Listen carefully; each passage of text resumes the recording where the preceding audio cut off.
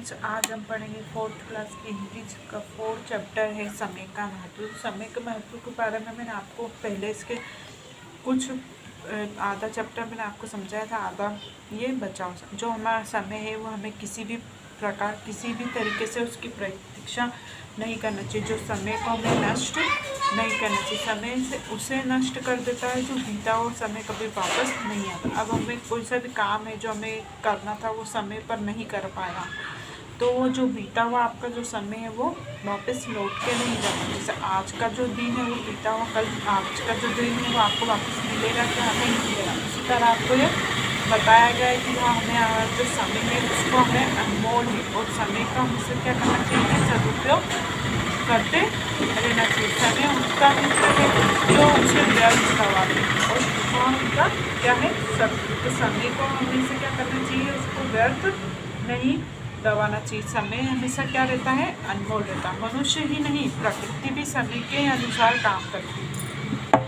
जो हमारी प्रकृति है वो भी क्या करती है? समय के अनुसार ही काम करती है। आपने देखा होगा कितने ही वृक्ष जो पेड़ रहते हैं जिस समय जैसे गुलाब में आपने देखा होगा गुलाब के पेड़ रहते हैं या कोई से वृक्ष है, जिस समय वहाँ पर फूल है वो उसी समय के अनुसार ही वहाँ पर आते हैं, हमेशा थोड़ी रहते हैं। वैसे ही प्रकृति भी अपने समय के अनुसार काम करती, तो मनुष्य को भी क्या करना चाहिए? समय के अनुसार ही अपना काम करना चाहिए। अब सूर्य, चंद्रमा, वृक्ष, सागर, धरती, आकाश सभी समय के शिष्य हैं।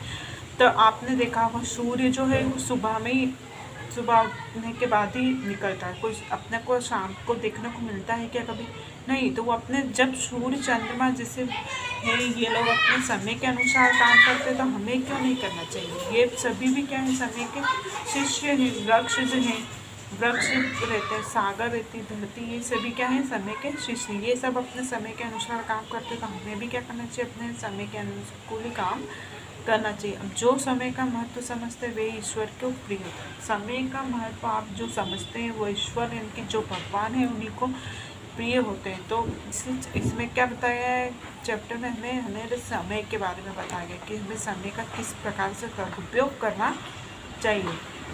ईश्वर समय पर कार्य करने वालों की क्या करते हैं? हमेशा अवश्य ही उनकी सहायता करते हैं। इनके ईश्वर उन्हीं के साथ हमेशा रहते हैं। अब बच्चे क्या है कि आप समय का विभाजन अपने महत्वपूर्ण कार्यों के अनुसार भी कर सकते हैं। यदि आप समय का उचित उपयोग करेंगे तो कभी भी सभी कार्यों में क्या होंगे?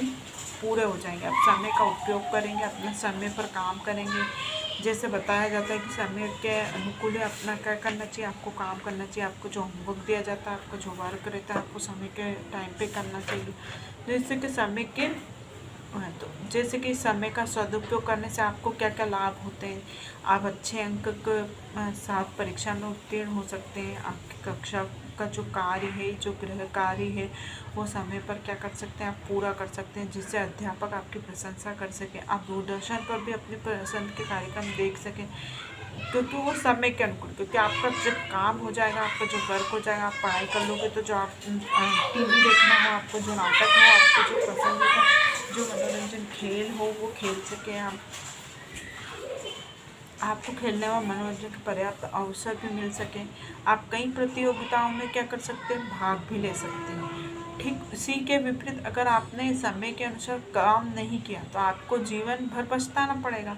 अतः आप आपका स्मरण करें क्या है कि आप समय के अनुकूल ही अगर समय को ध्यान में रख के ही आपका काम करेंगे, तो जैसे कि आपको बताया गया है कि समय से क्या क्या लाभ है, हमें समय को ध्यान में रखकर हम क्या क्या कर सकते हैं समय का उपयोग करके।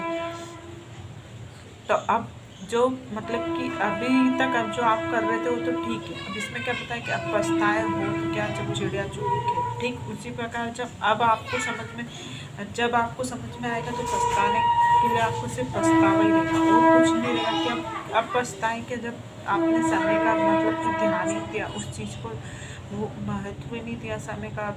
उसका क्या मतलब? जब आपका जो दिन ही चला गया, जो मतलब समय था जिस समय पर आपको काम करना था, जो दिन था जिस दिन आपको काम करना था, तो ठीक उसी तरह बताएगा कि अब पछताए होती कि जब चिड़िया चुग गई खेल। तो आप लोगों को ध्यान रखना चाहिए, समय के अनुकूल ही अपना काम करना चाहिए। हमेशा समय का सदुपयोग करते रहना चाहिए।